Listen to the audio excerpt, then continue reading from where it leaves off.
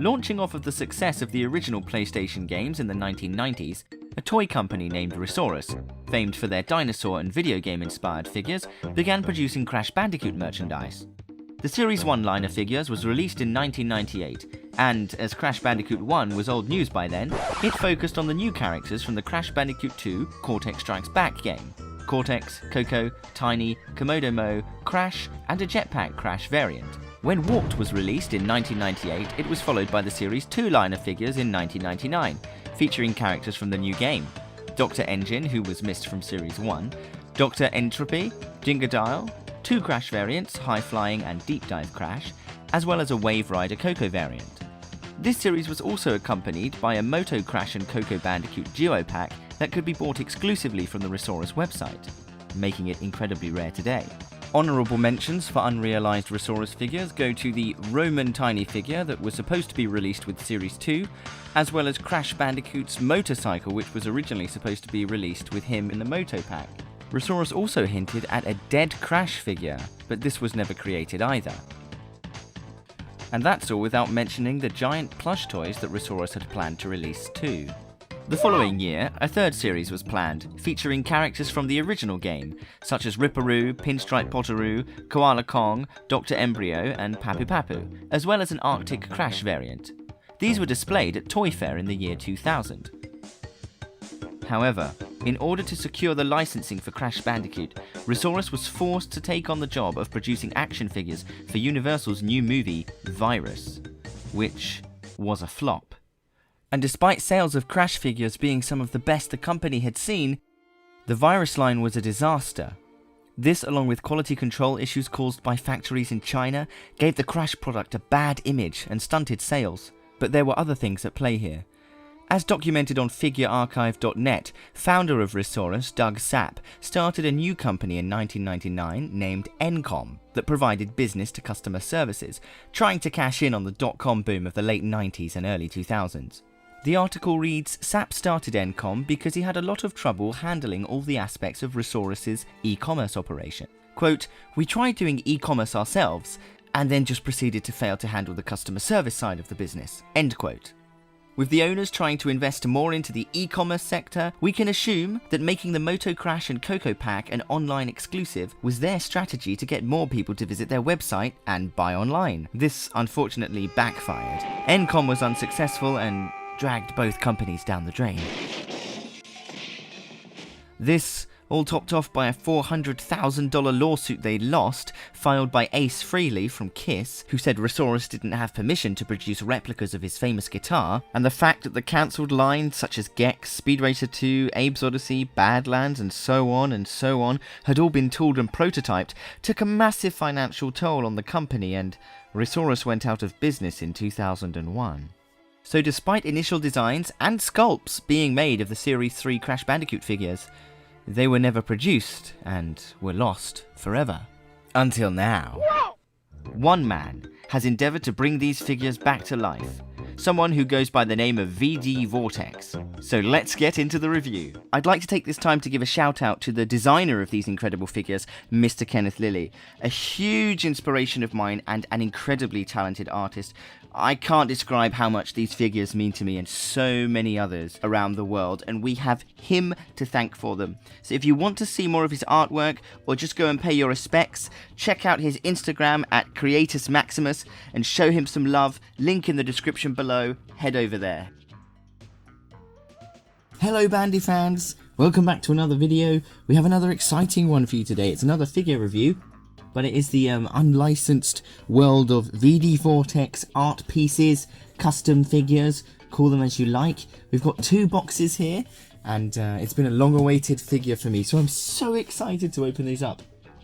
First of all, I think we'll do the small one. This is just like the box that Ripperoo and Embryo came in, although I think it might be a little bit smaller, I can't remember.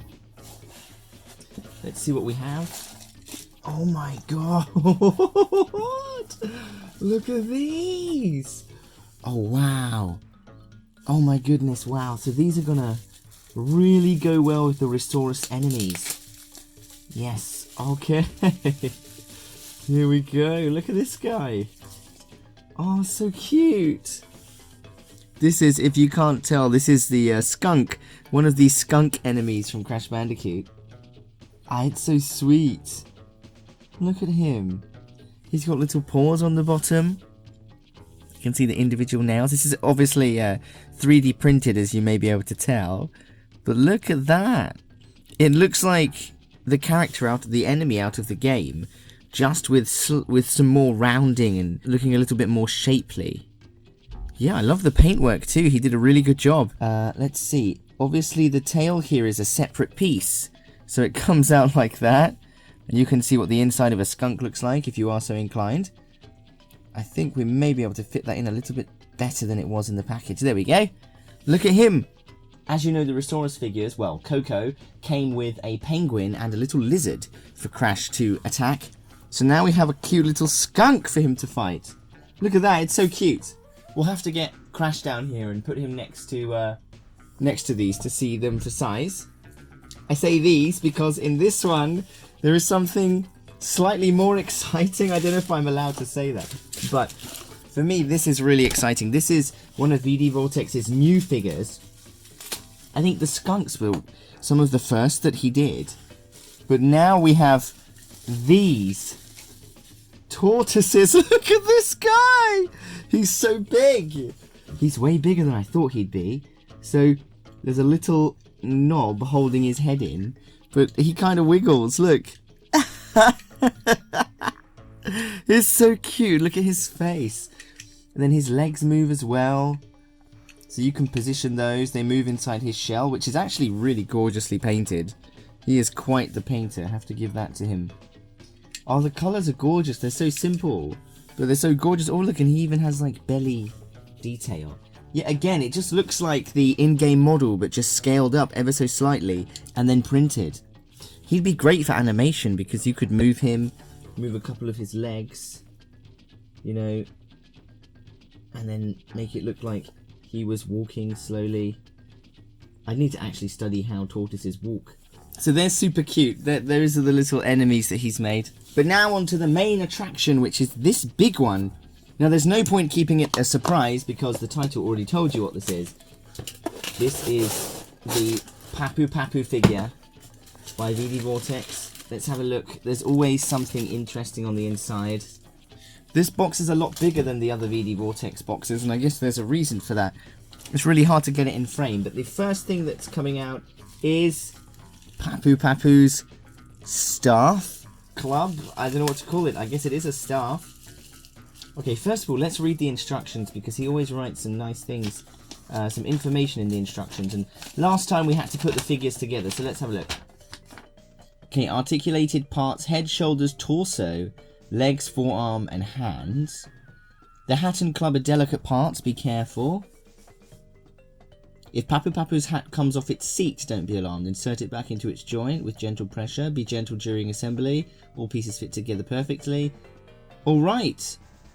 Very cool. And look, we have a little infographic about how we're supposed to put Papu Papu together. We shall look at that in a minute. Let's start getting these pieces out. I like how he's used masking tape for the bubble wrap. I'm not sure if that was intentional, but it's much easier to open. Okay, cool. Alright. So here is the skull that goes on top of the staff that I'm holding here. And there's a little knob on top, and I think it just pops in. And there you go, look, there's two poles here. So I'm guessing that's so Papu Papu can hold it here, and that he can also hold it down here, so like when he's swinging the club at you to smack you. Let's have a look. Now this is really lovely.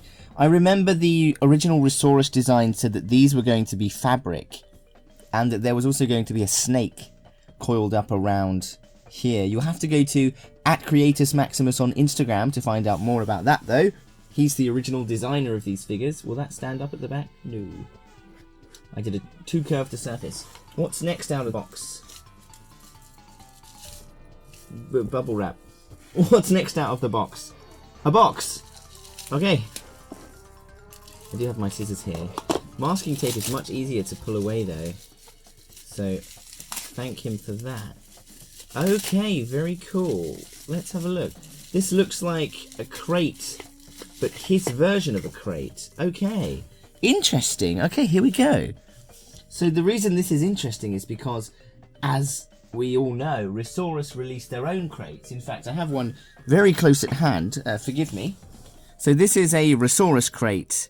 This is one of the ones that ReSaurus released. You can see it's plastic. It has a black wash, but brown plastic. And then if I can find the right place, the top opens up. Yep. And the top opens up, and then the whole crate can unfold like this, like a checkpoint. That was the ReSaurus design. And then, as you can see here, VDVortex has obviously made his own version of the crate, so we can compare them together. So unlike the ReSaurus one, which has straight slats as well as crossed slats, this one of course being normal Wampa box, and this one being a bouncy Wampa box, VDVortex has gone for the cross on all sections to make this a just sort of something secret inside here. I just realized I'm going to finish talking about it to make this a Wampa fruit only crate, or a Wampa crate, not a bouncy crate.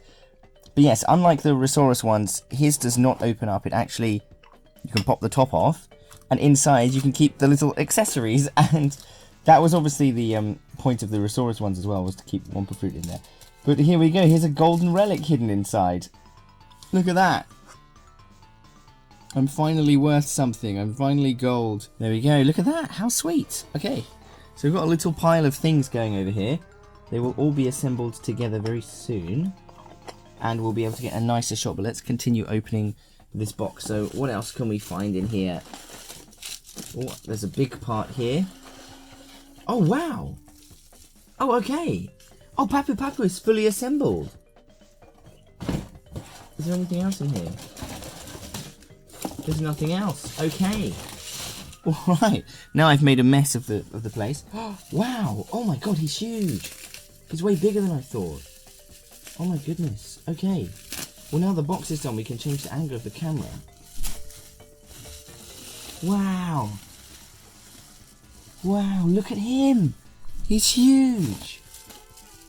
He's much bigger than I thought he was going to be. How's best to undress him? Oh, his hat did come off of its seat, just like VDVortex said it might. But that's safe. Oh god, he looks awful without it, doesn't he? Oh my god. Okay, alright, I see. We'll just rip this masking tape. And out he comes. Yes. Okay. Wow, what a lad, what a chunky monkey. Okay. Wow, let's change the angle and tidy this place up. Okay, so here we are with everything laid out. Of course, Papu Papu's headdress did fall off of his head, and although it doesn't say that on the paper, the hair and the hat are actually separate pieces, which can also come away, so this also feels very, very delicate. I think if you dropped it on that piece, it would probably pop off and break. But let's try and stick it onto his head, shall we? So here's Papu Papu. Let's pop this on his head very carefully. Okay. There you go, it's on his head. He is whole again.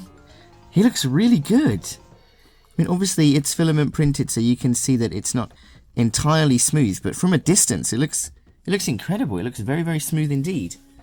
Now, I don't know if he was where he gets his ideas from, or how he manages to come up with the joint systems for these. But look, as you can see, Papu Papu's legs move.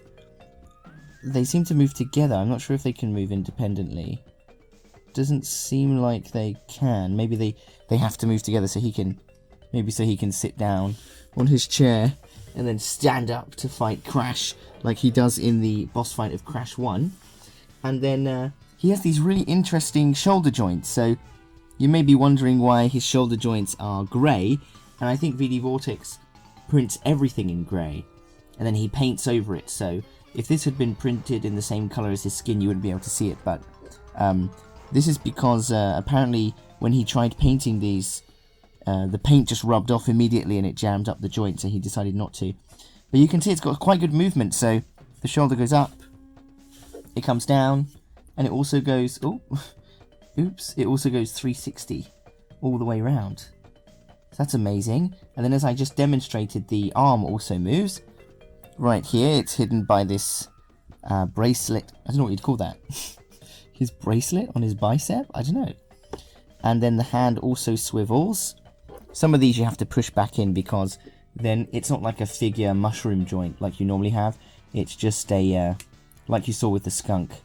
In fact, I could pull it out. It's just like this. It's just a peg like that, so they can pull out easily, but you just pop them back in. But I must say the joints are much more improved than they were on the embryo, because embryo's arm pops off really easily, but these ones also come around the back, so they don't pop off so easily. This arm also has the same swivel there, and the hand also swivels. And then waist articulation as well, yes, so he moves at the waist. Pretty sure we could pop him off as well. Have a look. There we go. Just like that. Pop that on. There you go. Yeah, it's very easy to move about. And his head also moves. Neck articulation. Should we have a go on his head? Oh, like that. There we go. I'm not going to pop the arms off because I really don't know if I'd be able to put them back together. But there you go. It's quite nice. He's got lots of range of movement. Has Papu Papu. He looks really good. I mean, the paintwork is very nice. The only thing I would change, if I were asked what I would change, would be this foam skirt that he's wearing. Only because the finishing at the back is a little bit noticeable. And I think I'd change it to a more, perhaps a rubber or something. It would obviously be more expensive and way more difficult to make. You'd probably have to mold it, but I feel like this foam might deteriorate at some point. Or fabric. It could be done in fabric as well. That would have been nice. But yeah, it does the trick. It looks really nice. It suits him very much. So let's have a more detailed look at the paint. You can see his face there. It's very... He's an unhappy boy.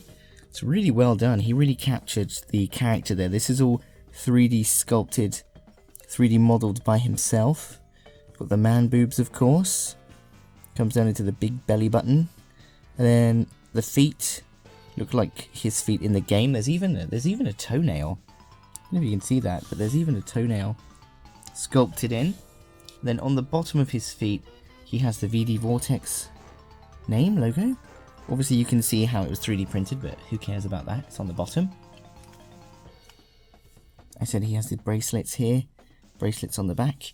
And then, I love this, you have the little what do they call them? Love handles sculpted in on the back there. Kind of his bottom as well. You can kind of see his bum there. And more love handles here. Then you can see his spine. And his shoulder blades are also sculpted in. He did a really nice job. And look at this hair. Super spiky, crazy hair. He did a really nice job sculpting these, especially with the hands. The hands this time have way more detail. You can see the nails. It's really, really well done. And then, of course, we have his accessory, which is his club. In the original, if you go to Creatus Maximus, as I said, you can see the original Papu Papu sketches. And they did have him with his long club. By the time it came to designing the Series 3 figures, they decided to shorten the club so it could fit... so it could into a club so it could fit into the box. I'm not sure which hand he's supposed to hold this with, actually, to be honest. But I think you can put it in any hand. Like with embryo, this is a little bit tricky to get in, but so he can hold the staff like that, and put it down, hold it on the floor, so he can stand with it. It also looks like he could hold it up, like he was going to hit you with it. Yeah, like that. Like he's going to smack, crash. Oh no. Oh no. Well, clearly it is quite strong because it didn't break when I just launched it at the floor. This is why you shouldn't play with these. They are not toys, as it clearly says. And it looks like he'll also be able to hold... I don't know if I'm doing that right. Maybe this way? He'll be able to hold it with both hands. And actually, you can change the orientation of this skull. So if you want him to hold it, say the skull's facing forward like that, then I kind of want him to hold it down, but with the skull going up. So I'm going to change the skull position.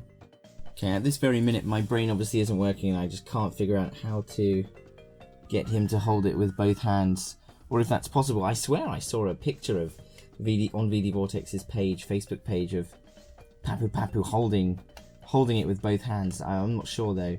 Perhaps this is supposed to be the staff hand, so we'll give that one a go as well. That looks like a staff holding position, doesn't it? So we'll pop that off. You can put this at any orientation, can't you? It's great. He's clever, isn't he? I think what I'll do is I'll put the staff in the man's hand first. Like that. Squeeze that in. Like that, just like that. And then I will position the skull.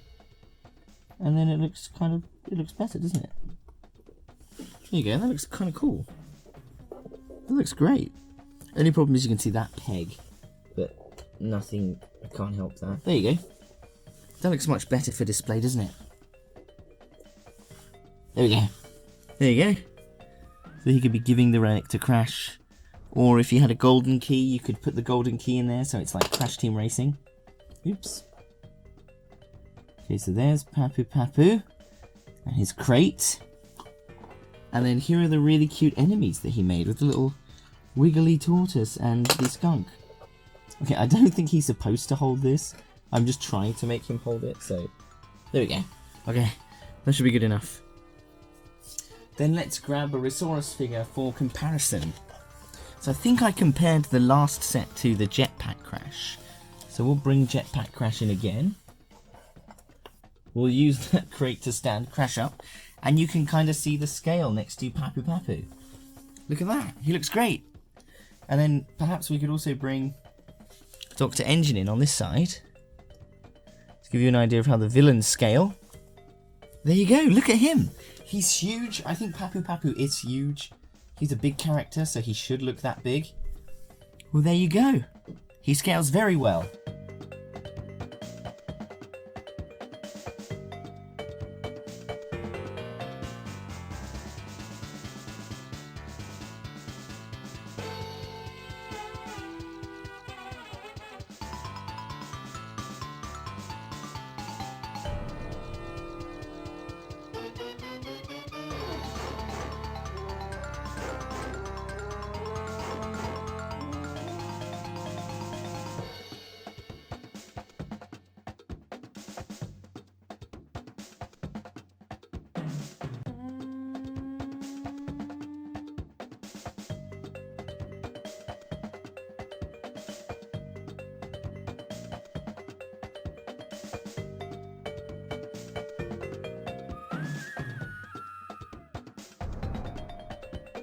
So that's it for this review. Make sure to like, subscribe, comment, and also check out VDVortex. Links will be in the description below. Oh, and don't forget Creatus Maximus on Instagram as well. Hit subscribe! And don't forget to press the bell icon, you miserable bandicoots!